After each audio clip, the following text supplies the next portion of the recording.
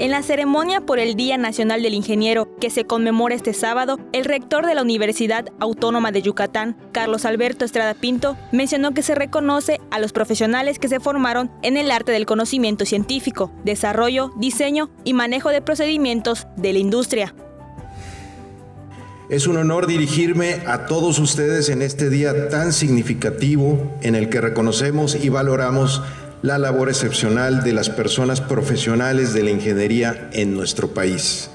Son ustedes los responsables de las grandes obras de infraestructura, las innovaciones tecnológicas y los avances científicos que han transformado nuestra sociedad. En el evento también se firmó el convenio de colaboración con el Colegio de Ingenieros Civiles de Yucatán para establecer el acercamiento entre la Facultad de Ingeniería Civil para reforzar la educación.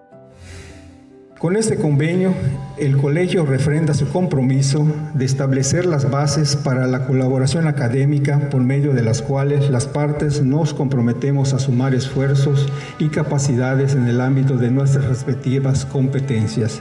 Como resultado de la firma del documento, se beneficiará a los egresados en el campo laboral. Se impartirán pláticas y conferencias para el personal y los alumnos. Además, se entregarán becas a los 5 mejores promedios de la carrera. La ingeniería es una de las profesiones que requieren estudio permanente porque cambian las necesidades de las personas y es necesario innovar. Con imágenes de Joaquín Martínez, Alejandra Pérez, Teleyucatán te informa.